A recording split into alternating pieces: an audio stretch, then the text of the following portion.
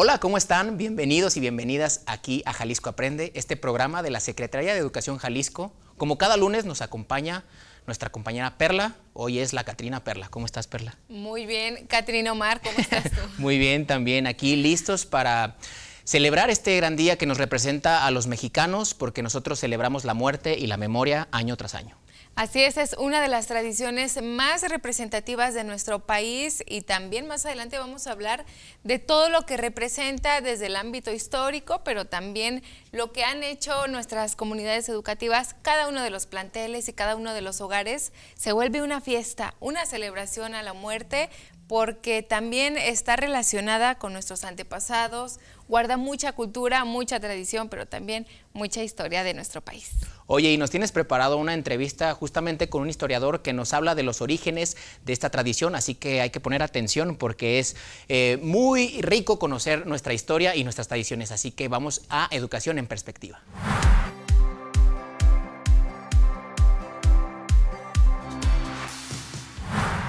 ¿Qué tal? Buen día a todos. Gracias por vernos a través de este programa de Jalisco Aprende. El día de hoy estamos con Alejandro Quesada Figueroa. Él es doctor en Historia Iberoamericana por la Universidad de Guadalajara. Gracias por estar con nosotros. Muchas gracias a ustedes. Oiga, pues queremos hablar de una de las tradiciones más bonitas, pero también más representativas de la identidad de nuestro país. El Día de Muertos, esta celebración que actualmente es patrimonio cultural inmaterial de la humanidad. Queremos saber qué tanto guarda de las raíces, pero también orígenes prehispánicos de nuestro país. Sí. Bueno, hablar del Día de Muertos aquí en México es hablar de uno de los días, de las fiestas más coloridas que tenemos la fortuna de experimentar en nuestro país.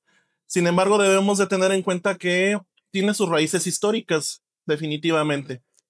¿Cuáles son estas raíces históricas? Debemos de encontrarlas en el sincretismo.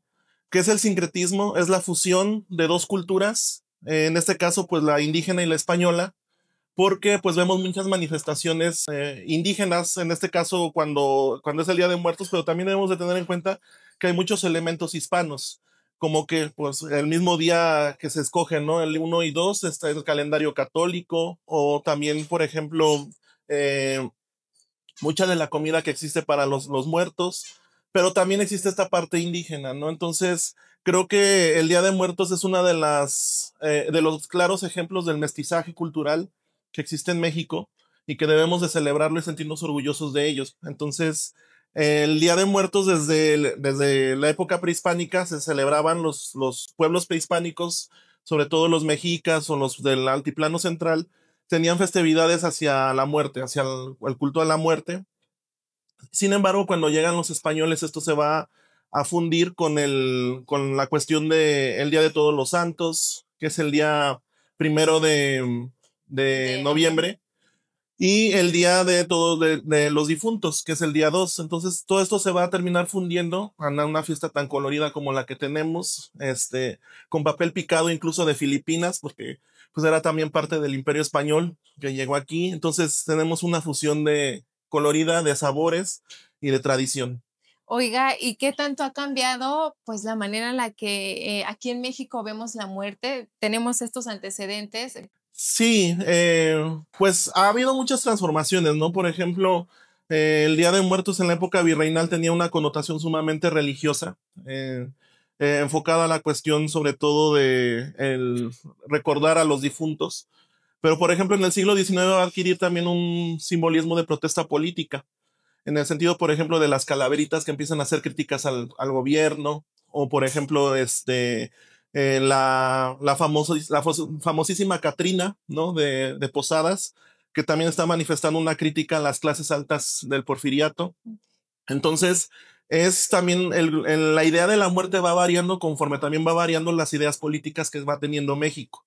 Entonces, eso va a terminar también transformándose en el siglo XX cuando tenemos, por ejemplo, elementos del muralismo, ¿no? Que también es en la posrevolución. Y también siempre está presente en la muerte, ¿no? En todas estas manifestaciones. La cuestión es cómo nosotros la entendemos, ¿no? Desde la cuestión del mexicano, pues con picardía, a pesar de ser una cuestión, pues triste, todo esto, el mexicano siempre encuentra la manera de encontrarle sabor, de encontrarle risas, y un momento que es incluso esperado por la gente, ¿no? Oiga, y ahora en este panorama actual, mucho se hace por seguir preservando esta tradición desde las escuelas, con actividades desde los primeros grados educativos, desde Sí. preescolar. ¿Qué piensa usted ante la introducción también de otras tradiciones, como la que viene de Estados Unidos, el Halloween? Ujú. ¿Cree que en algún momento se pierda o qué nos toca hacer para evitar que esto suceda? Yo creo que debemos de ser bien cuidadosos en nuestras costumbres, porque pues sí son costumbres que son extranjeras. Sin embargo, también debemos de ser conscientes que es imposible evitarlo, ¿no? Yo creo que con que los muchachos, los niños tengan conciencia de cuáles son los legados que sí son tradición de su país y sepan diferenciarlos de los extranjeros, con eso basta, porque tampoco se les puede impedir la diversión y la idea del Halloween y todo esto. Sin embargo, muchos creen que esta es su tradición, ¿no? Entonces creo que nosotros como educadores o como padres o etcétera, nos toca educarlos en ese sentido. Sabes que estos son las tradiciones de tu país, de toda la tradición histórica que tienes, y esto también es una cuestión que viene de otro país que se ha sincretizado también de alguna manera en la actualidad por las mismas cuestiones políticas globales que tenemos, pero que tampoco se tiene que satanizar, creo yo, ¿no? Y también el hecho de que ya sea pues patrimonio cultural inmaterial nos ayuda a que sea una tradición que siga trascendiendo por generaciones. Así es, no, definitivamente es la protección que se hace desde esta perspectiva, el impulso que se da también desde la cuestión internacional, nacional, y pues eso nos va a permitir pues preservar, ¿no? Todas estas costumbres afortunadamente. En casa, en las escuelas, ¿qué podemos hacer para seguir inculcando esto con los niños y niñas? Pues los invito a que hagan sus ofrendas, hagan su ofrenda para sus difuntos. Todos tenemos en nuestros hogares a quien dedicarle una ofrenda, a quien poderle dedicar los alimentos, etcétera. Entonces acompañarlo, ¿no? Acompañar a los niños a que conozcan esto, a que lo hagan, y eso se va haciendo poco a poco, pues como una esponjita, ¿no? Que cuando ellos crecen van a replicarlo y a su manera también van a poder, conservar de esta manera estas tradiciones. Entonces yo los invito a que, pues háganlo también en casa, es muy bonito y pues últimamente se ha impulsado mucho en Jalisco, ¿no? Creo que de unos 15 años para acá se ha impulsado mucho porque antes no había tanto estas manifestaciones, eran más del centro y poco a poco se ha ido incorporando. Pues mis alumnos hacen también aquí concursos de ofrendas, todo eso, y entonces eso es algo que yo celebro.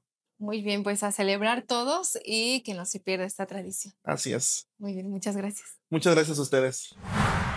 Agradecer a Alejandro Quesada, él es doctor en Historia Iberoamericana y pues qué buena entrevista para conocer los orígenes de la tradición que cada año toma vuelo en este tema y que trasciende a otros países y nos representa muy bien. Tanto que la ONU lo declaró Patrimonio Cultural Inmaterial de la Humanidad por su importancia y su significado. Y esto nos ayuda incluso a seguir transmitiendo esta tradición que habla mucho pues de las costumbres de nuestro país con las nuevas generaciones, no dejar que se pierda esta bonita tradición, y parte de lo que hacen las escuelas para preservar esto es lo que hacen en el plantel del CECITE Santa Margarita, esto en el municipio de Zapopan. Ellos vivirán este año la 4ª edición del Mictlán, donde representan y hacen una escenografía representando a este lugar conocido según la leyenda mexica como el lugar del eterno descanso. Así que, ¿qué les parece si conocemos un poco de lo que hace esta comunidad educativa? ¿Qué tal? En esta ocasión nos encontramos con la comunidad educativa del plantel CECITE Santa Margarita, aquí en Zapopan, y estamos con el profesor José de Jesús Flores, profesor de arte. ¿Cómo está? Bienvenido. Muy bien, gracias. Pues gracias por recibirme. Aquí estamos con todo esto, con mis muchachos sobre todo. Oiga, primero, muchas felicidades. Queremos que nos cuente poco a poco del trabajo que hace con estos estudiantes. Este año será la 4ª edición del Mictlán. Es un recorrido por este mundo de los muertos, de nuestros fieles difuntos en México, y es un recorrido por las historias y leyendas y mitos de todo nuestro México. Iniciamos principalmente con historias de la comunidad y poco a poco nos hemos ido agrandando, siempre buscando tener una identidad de lo que es mexicano, de nuestras historias y nuestras leyendas. Entonces, la gente que viene al recorrido entra como fantasmas. Hacemos un pequeño hechizo para que entren como fantasmas y todos los demonios y espectros que están a nuestras espaldas no los puedan ver y puedan desarrollar estas leyendas e historias, ¿no? Y nos decía usted previamente, detrás de cámaras, que cuando los visitantes llegan, la idea es que dejen de ser humanos, dejen de ser humanos y se conviertan también ellos en espectros. En ¿verdad? espectros, claro que sí, porque bueno, ahorita en este momento pues están los espectros y los fantasmas alrededor de nosotros y nosotros nos damos cuenta, seguimos nuestra vida. Y cuando entramos al Mictlán es esa parte de volvernos nosotros los fantasmas y materializar estas leyendas e historias, estos espectros, demonios, nahuales y demás. Y le digo felicidades porque lo que ustedes hacen pues es un ejemplo para otras escuelas. Ahora en este Día de Muertos pues prácticamente es preservar nuestras tradiciones, esta idiosincrasia que tenemos aquí en nuestro país, una tradición que sigue viva pero también guarda mucha relación con tradiciones prehispánicas de nuestro país. Totalmente, creo que hay muchos, los nahuales, por ejemplo, son historias de nuestro identidad prehispánica, ¿no? Sin embargo, hay otras como la Llorona de la Mezquitera, otras historias que hemos estado, que no quisiera hablar y ahondar un poquito más para que la gente que pueda venir a ver y poder vivir esta experiencia el 7 de noviembre y puedan entender qué es el Mictlán, este recorrido por el inframundo. Y que lo vivan en carne propia. Cuéntenos cuántos meses, cuántas semanas llevan ellos elaborando estas máscaras que vemos, qué materiales utilizan y cómo comienza prácticamente la planeación de esto. Claro, la planeación empieza aproximadamente en mayo, empezamos a trabajar ya con las leyendas, las historias, estamos haciendo una investigación de qué leyendas pueden funcionar y poco a poco vamos empezando a trabajar con algunos bosquejos sobre las máscaras, ideas sobre las máscaras, para en agosto ya empezamos con la construcción, que es reciclamos todas las cajas que vamos encontrando por la calle, las vamos reciclando y vamos generando este tipo de proyectos y de productos. Y también, no solamente el cartón, también estamos hoy precisamente en este escenario empezamos a trabajar con el unicel, que es uno de los mayores contaminantes que tenemos y que son los paquetes de las televisiones o de algunos otros elementos. Podemos ver, por ejemplo, los cuernos están hechos de unicel. Le quitamos peso a las máscaras y les damos un valor todavía más plástico, ¿no? Entonces estamos tratando de reciclar todo lo que podamos para que los costos de producción sean mucho menores. Y además, ¿no?, ayudar al medio ambiente. Estos artículos ya no terminan en la basura, ahora están pues en estas expresiones artísticas que vemos. Cada uno de ellos expresa ahí su creatividad, su arte. ¿Qué pintura utilizan? Bueno, la pintura que utilizamos es el acrílico, sin embargo, cada muchacho tiene una idea específica de lo que quiere ser y de lo que quiere representar. Hay quien dice, yo quiero ser un demonio, y empieza a trabajar con esta idea de los demonios, los cuernos, los tonos de la piel, los colores, algunos negros, algunos un poquito más sangrientos con pieles. Este año también pusimos pieles o imitación de piel con látex, que hemos estado trabajando en algunos puntos específicos, ¿no? Entonces está muy padre el trabajo con los muchachos, son incansables. Creo que si no fuera por ellos el proyecto jamás estaría funcionando en 4 años. Y no solamente los estudiantes, los ex estudiantes que tenemos siguen estando al pendiente, siguen viniendo a apoyar, poniendo luces en la parte del staff de toda la organización. Okay. En verdad, mi respeto, somos un grupo más o menos de 40, 50 estudiantes y ex estudiantes que nos ayudan a todo este proyecto, ¿no? ¿Qué te pareció, Omar? Pues ellos hacen todo lo posible para llevar a cabo su evento, hacen una representación de la leyenda de la mitología mexica, el Mictlán.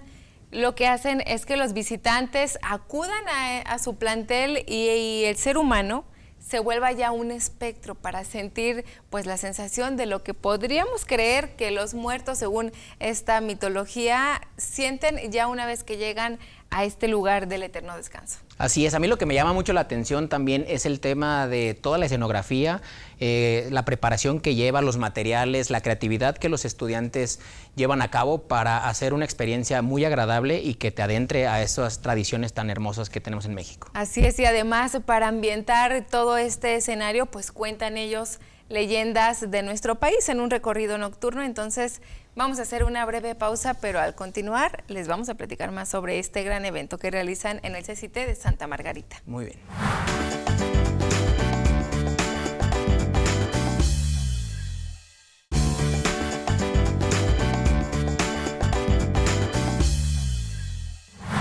Perla, y recordar que esta es la 4ª edición de este evento.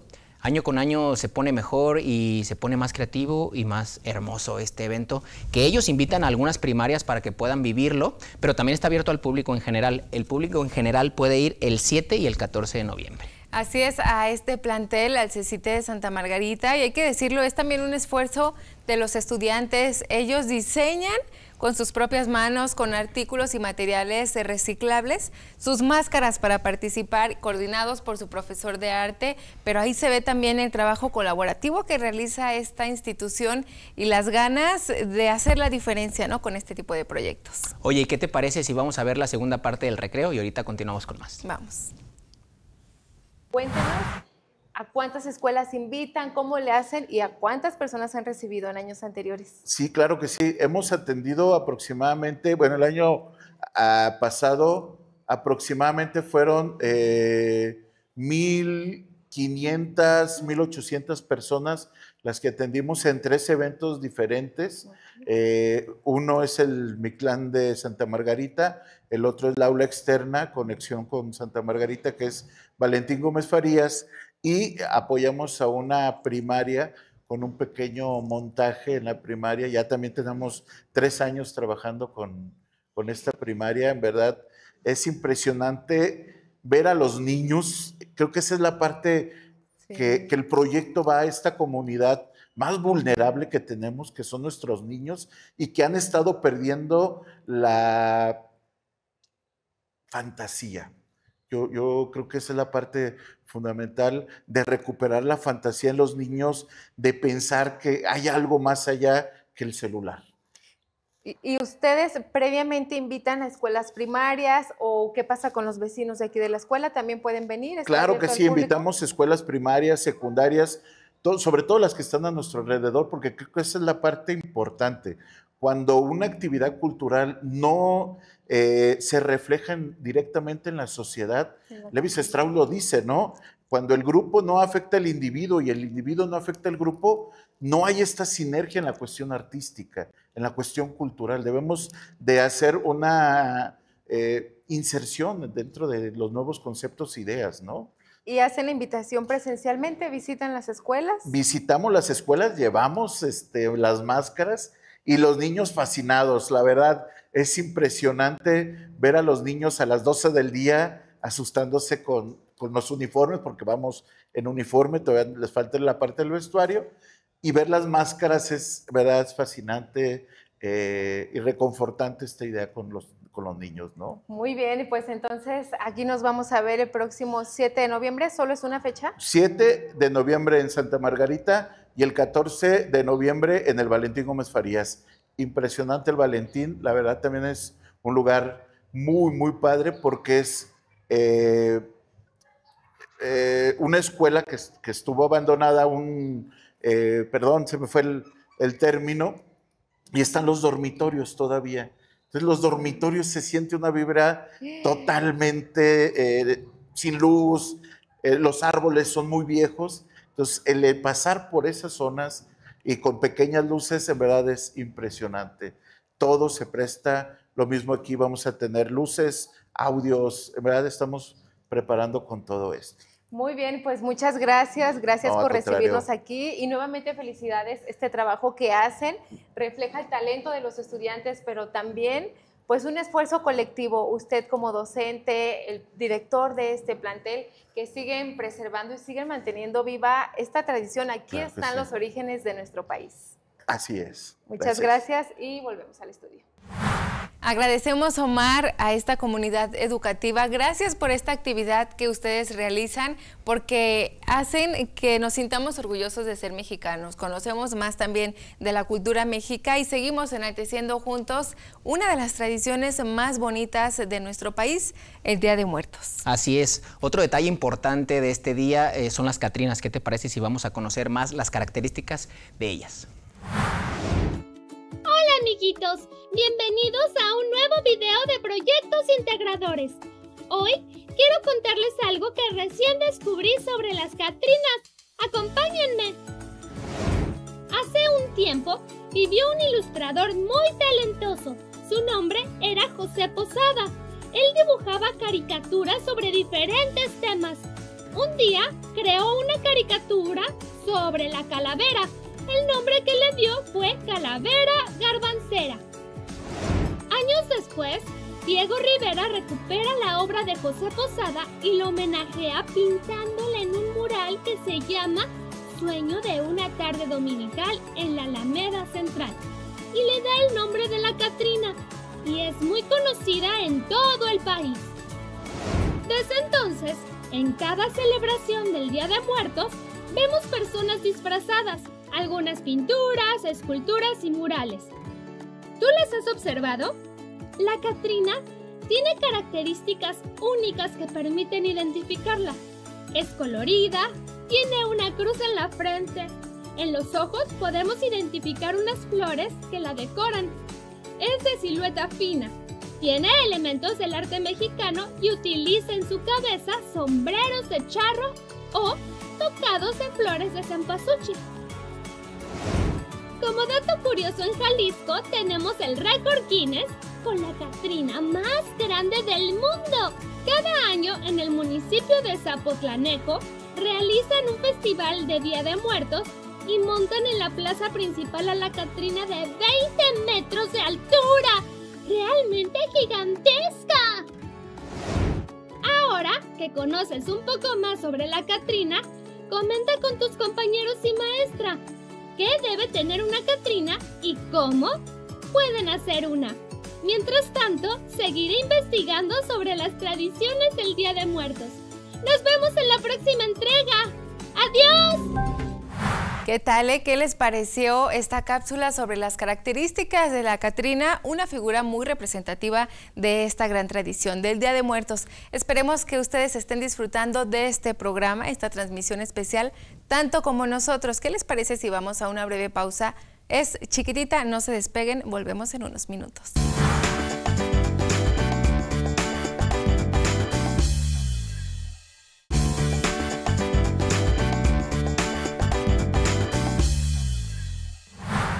Gracias por continuar aquí en Jalisco Aprende. Nos queda mucho programa y nos quedan historias y leyendas que conocer, otras secciones que están hechas para conocer más de este gran día que nos representa como mexicanos. Y toca ahorita el turno de Relatos Jalisco.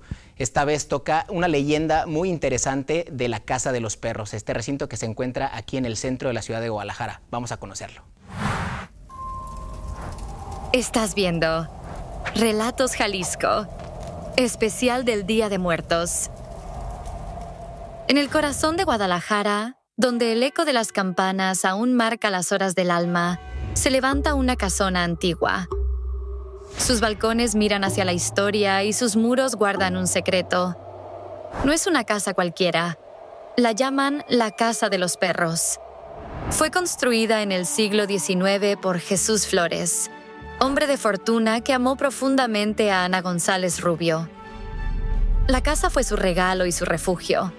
Corredores amplios, vitrales dorados, una fuente serena. Y sobre el techo, 2 perros de piedra custodiaban su amor. Antes de habitarla, Jesús y Ana viajaron a Europa. En el regreso, una tormenta casi hunde el barco. Creyendo morir, hicieron un pacto. Cada año rezarían un rosario en su aniversario luctuoso si sobrevivían. Y así fue. El mar se calmó y llegaron de vuelta a Guadalajara. Fue entonces cuando Jesús levantó la casa y colocó a los perros como símbolo de fidelidad. Pero la muerte no pide permiso y se llevó a Jesús al más allá. Ana, que había jurado sostener el pacto, con el tiempo volvió a casarse y lo olvidó. El rosario cayó y el alma de Jesús empezó a vagar por la casa. Desde entonces, al caer la noche, ocurren cosas extrañas. Pasos en la escalera, oraciones en susurro, un rosario que se desgrana solo. Quien intenta rezarlo buscando las escrituras de la propiedad, siente a Jesús a su lado, y un aliento frío apaga las velas una a una.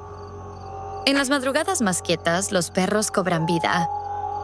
Bajan del techo, caminan por la fachada y vigilan que nadie profane el pacto roto. Algunos juran verlos moverse bajo la luna, guardianes de una promesa. Años después, Ana también murió, pero dicen que nunca dejó la casa.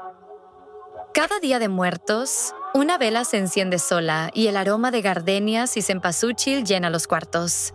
Y los perros miran al cielo, inmóviles, esperando una orden que solo entienden ellos. Si pasas durante una noche de lluvia y susurras su nombre, cruje una puerta que no debía abrirse. Quizás sientas una brisa antigua. Tal vez la veas en el balcón, con la mirada fija en la eternidad. En Jalisco, las casas no solo guardan historias, guardan almas.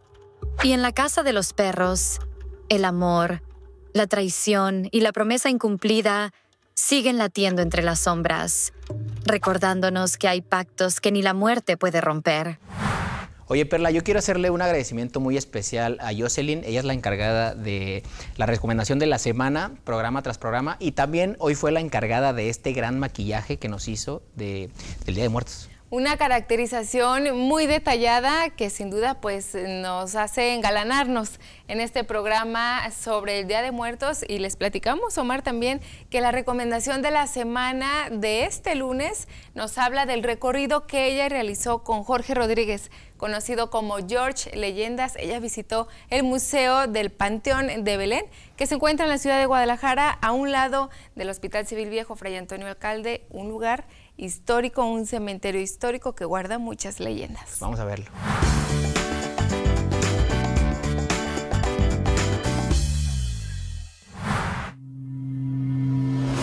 ¿Qué tal, amigos de Jalisco Aprende? Hoy les traigo la recomendación de la semana más diferente, yo creo que de todos los programas. Estoy en un espacio increíble y muy histórico de la ciudad de Guadalajara. A mis espaldas está el Panteón de Belén. Vamos a entrar a ver todo lo que envuelve su historia y vamos a conocer a uno de los guías y las historias que están dentro del Panteón de Belén. Acompáñenme.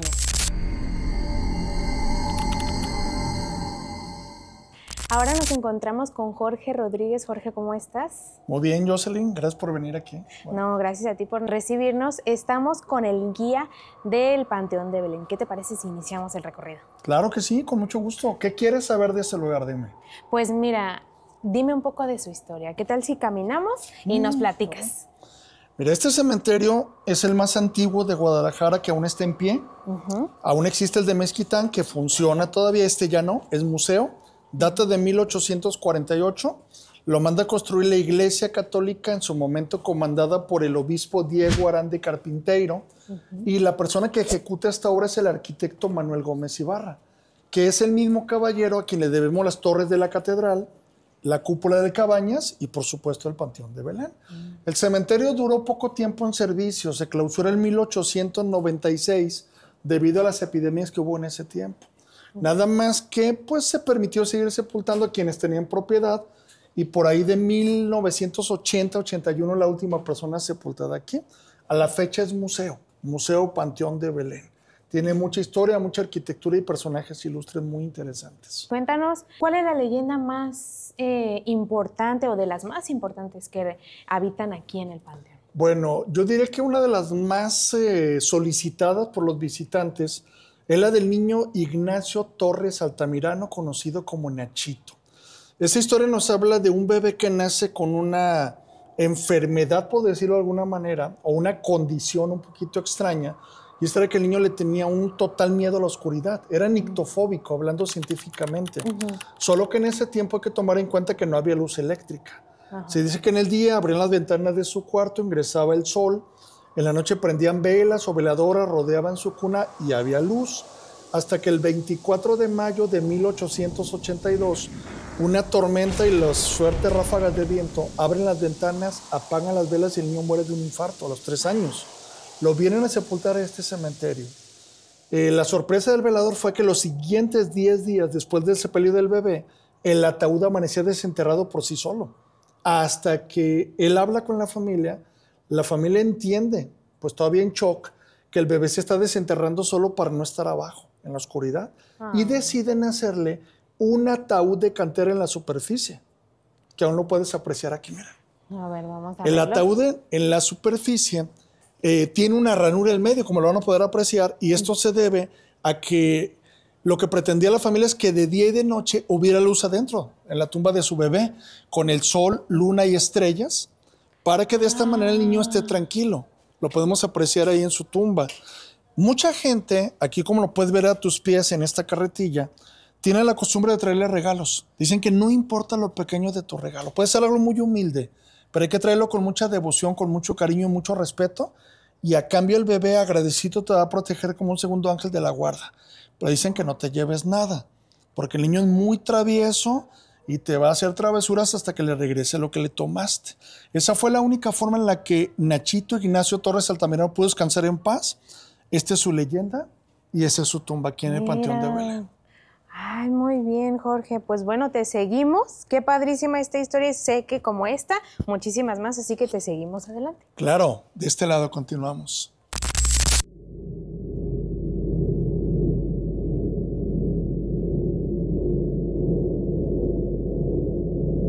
Oye, Jorge, estamos detrás de nosotros lo que conocemos como un mausoleo, pero platícanos. Está impresionante, ¿no? Sí, está enorme. Es el más grande del Panteón de Belén. Muchas personas no saben que este mausoleo en su momento se utilizó como la primera rotonda de jaliscienses ilustres. La actual la tenemos en el centro, al lado de nuestra catedral. Claro. Pero esta fue la original. Debajo de esta estructura hay una capilla subterránea, tiene 64 catacumbas abajo, un pequeño altar y una bandera de México que tiene ya sus años ahí, varias décadas, para honrar la memoria de quienes en algún momento hicieron mucho por Jalisco y por México.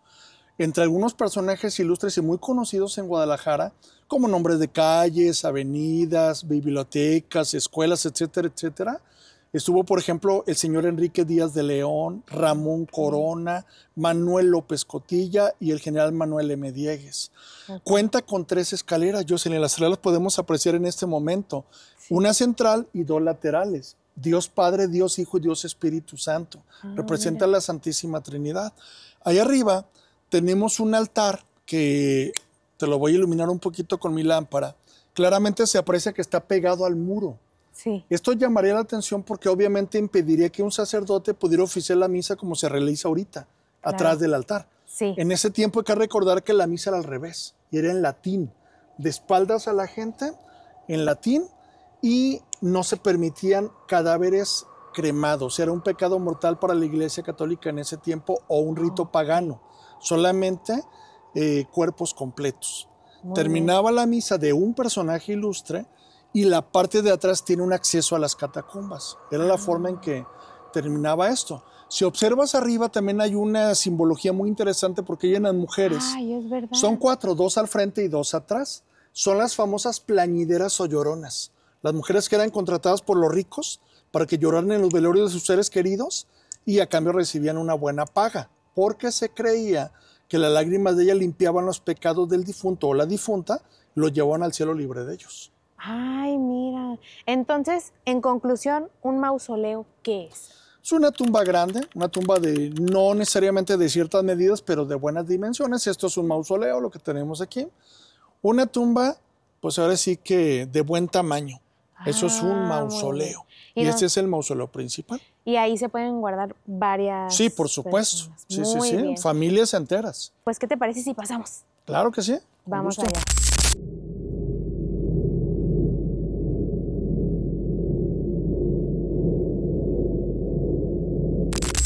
Jorge, desde afuera, digamos que la cúpula se le puede llamar. Sí, así es. Bueno, cúpula como tal no, porque tendría que ser cóncava, pero digamos que el pico que está ahí arriba, como muchos le dirían.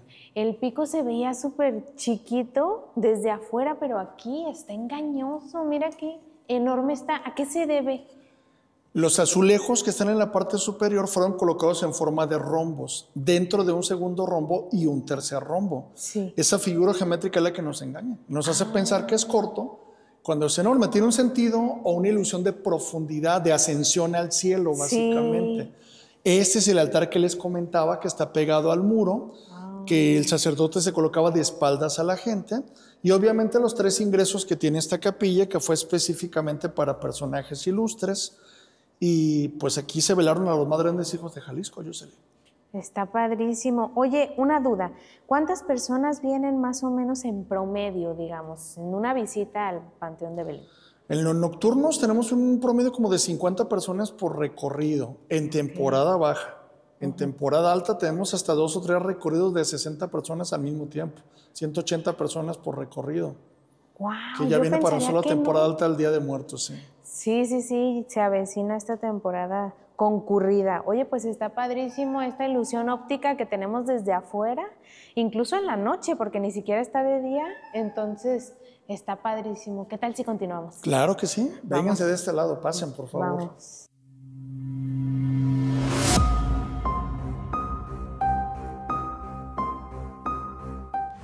Los invitamos a que no se despeguen de este programa Jalisco Aprende, porque hay más. Tenemos una segunda parte de la visita y el recorrido que realizó nuestra compañera Jocelyn Plasencia por este tenebroso lugar, por el Museo del Panteón de Belén en Guadalajara. Vamos a una pausa y regresamos en breve. Hay más para seguir celebrando el Día de Muertos.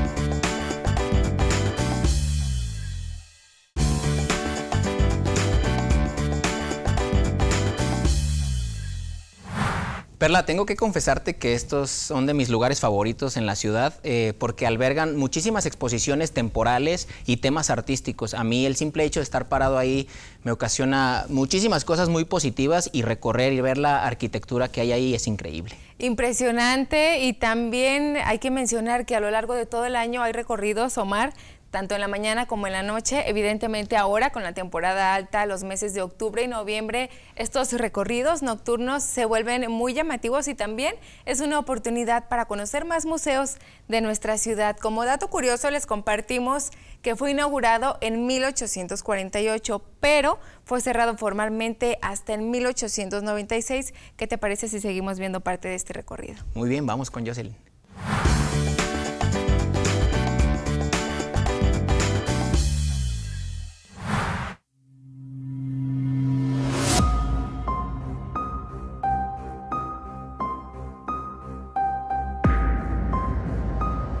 Oye, Jorge, supe por ahí que hay un vampiro enterrado. ¿Será una de las paradas obligatorias de aquí del Panteón de Belén? ¿Te contó un pajarito acaso? Sí.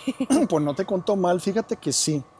Cuentan que hace mucho tiempo, cuando Guadalajara era un pueblo pequeño, llegó un personaje muy extraño, un conde europeo que se hacía llamar el conde de Bardol. El hombre se instala en una casona, la gente comienza a darse cuenta que había algo extraño. Encontraban cuerpos de pequeños, jóvenes, adultos, que parecían momias secos, 2 agujeros en su cuello, 2 incisiones muy profundas, no había líquido ni sangre. Comienzan a sospechar de vampiros, a hablar de ellos, pero principalmente a sospechar del conde de Bardol. La leyenda cuenta que una noche un grupo de personas lo captura con una red, lo traen a ese lugar que está atrás de nosotros aquí en el Panteón de Belén, donde está ese árbol grande, y ahí acaban con él. La mitología sobre vampiros dice que una de las formas más comunes es una estaca de una estaca de madera atravesando el corazón. Sí. Y para esto cortan la rama de un árbol del cementerio, le dan filo con un machete, se la encajan en esa zona, pero la leyenda dice que la punta salió por la espalda. Es decir, el cuerpo fue atravesado de lado a lado. Claro. Y al momento de ser depositado en una fosa que aún tenía capacidad, que estaba media vacía, la punta tuvo contacto con el suelo y con el paso del tiempo desarrolló raíz, creció y creció envolviendo el cuerpo y la tumba del vampiro hasta transformarse en ese enorme y misterioso árbol que tenemos aquí. Ahora yo te pregunto, Regularmente cuando dibujamos un árbol, ¿verdad que lo hacemos como este? Sí, redondos, claro. cilíndricos en el tronco, Redondo, ¿no? así es. ¿Qué pensarías si te dijera que el tronco del árbol del vampiro no es redondo, sino que tiene forma de tumba, que es rectangular? ¿De verdad? Seguramente no me creerían, ¿no? No. Bueno, pues vamos a verlo para que lo compruebes. Vamos.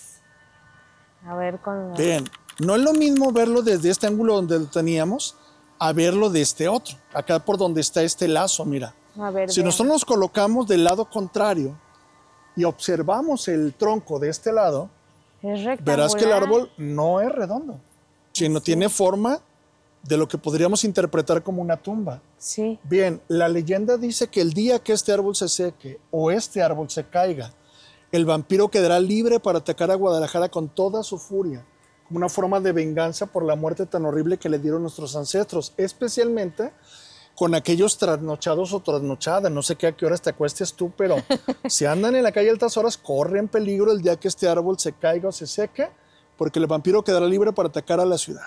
¿Cómo ves? Está padrísima la historia, pero oye, cuéntame, ¿cuántos años más o menos tiene este árbol? Aproximadamente unos 160 años, 170 por ahí, pudiera ser. Ya la leyenda es algo antigua y notarás que tiene algo muy curioso, ¿no? Una reja, el único árbol enrejado del cementerio. ¿Por qué? Porque la leyenda dice que si pinchas el árbol le brota sangre, lo cual es falso. Pero se tuvo que poner para protegerlo de la gente que lo creía Y lo quería venir a quisiera dañarlo. pinchar, Quería venir a claro. comprobar eso. El árbol es un camichín, uno de los árboles más comunes en Guadalajara. De hecho, tenemos 2 o 3 fraccionamientos o colonias con ese nombre. Y de costado, de este lado, es impresionante. Se nota una forma muy extraña, un árbol muy grande, que parecen como 10 árboles naciendo de uno solo, y raíces que muchos dicen que parecen como garras agarradas al suelo, sujetadas ahí, y una forma muy extraña, más de tumba que de árbol propiamente. Esta es la leyenda del árbol del vampiro. Está padrísima. Oye, ¿y por qué, como duda, por qué están esas, qué serán, tumbas ahí? Sí, es que mira, sucede que esta era la única forma en que podían proteger el árbol. La reja no se podía meter en medio. Y qué bueno que preguntaste, si no, pues te vas a quedar con la duda que a lo mejor eran primos del vampiro o amigos. Sí, oye, me dije, Sí, no. nomás el vampiro. Son independientes. Nada más que era la única forma en que la reja podía proteger el árbol. Por eso se colocó así. Muy bien, muy bien. Pues sigamos con este recorrido. Vamos a conocer otra leyenda de este lado.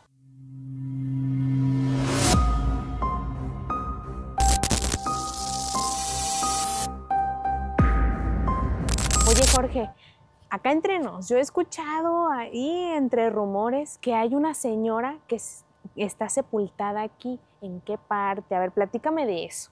Hay una tumba de una mujer que llevó por nombre Victoriana Hurtado.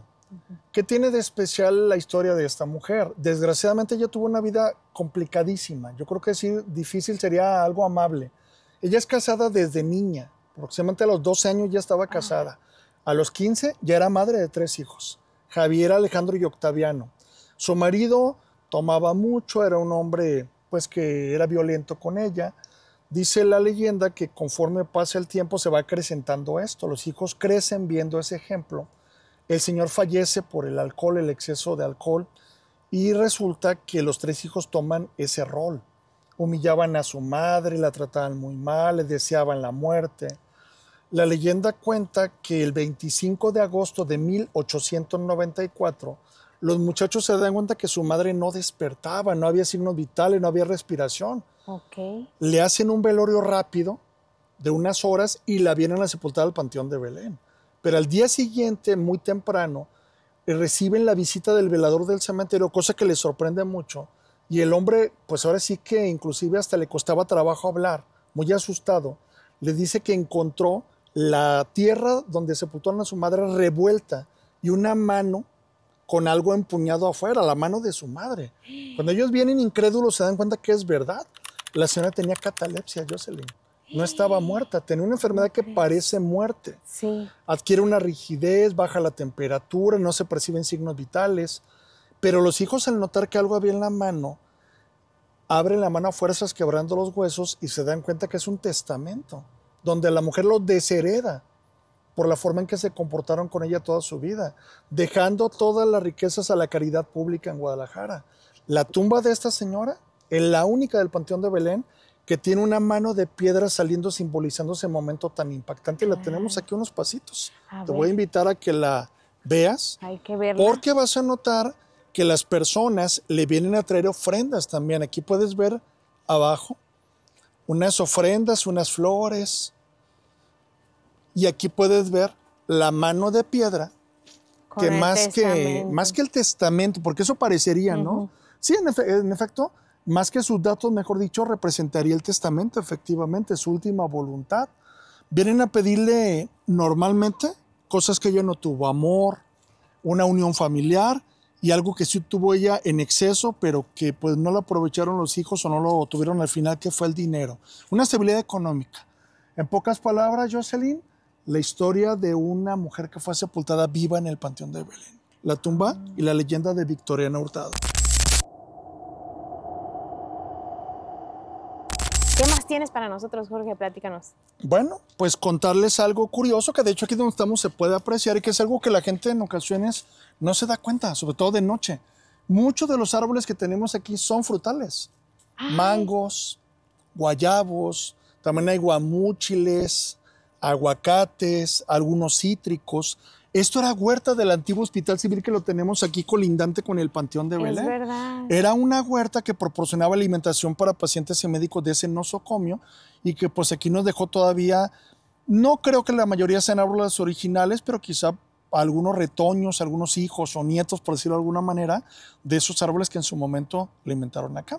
En pocas palabras, el terreno donde actualmente se encuentra el Panteón de Belén, lo que queda del Panteón de Belén, porque este fue el patio de ricos, había un patio de pobres que ya no existe, fue una huerta al principio. Una huerta muy interesante que aún tiene árboles frutales. Oye, es una gran historia en general de todo, ¿no? Desde la arquitectura de las tumbas, de todo, porque nos cuentan historia de cada época que atravesó el Panteón de Belén, ¿verdad?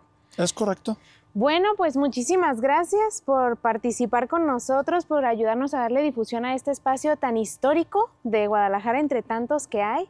Te vamos a visitar más seguido y pues le vamos a seguir dando difusión. Muchísimas gracias. Un placer, gracias a ustedes por haber venido aquí y ojalá que a la gente que ve el video pues sepa la riqueza histórica, arquitectónica que tiene este lugar y se animen a visitarlo, que sea una vuelta por acá.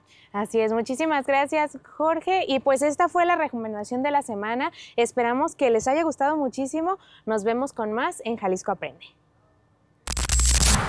Los invitamos a que ingresen a la página de Facebook del Museo Panteón de Belén, Omar, para que conozcan parte de las exposiciones, de las actividades y también de las lecturas que ahí se realizan. Durante este mes de noviembre, pongan atención porque habrá un recorrido de leyendas con actores los próximos días 14, 15, 21 y 22. Aprovechen esta celebración mexicana que nos distingue y nos hace sentirnos orgullosos y también conozcamos este tipo de lugares. Así es, también invitarlos a que nos sigan a la Secretaría de Educación Jalisco en las redes sociales, buscando literal Secretaría de Educación Jalisco, ahí les va a aparecer porque tenemos mucha información que dar ahí. Así es, ha sido un placer tenerlos con nosotros en este programa especial del Día de Muertos. Gracias por estar con nosotros y nos vemos la próxima semana en punto de las 9 a través de la señal del 17.1 en Jalisco TV. Adiós.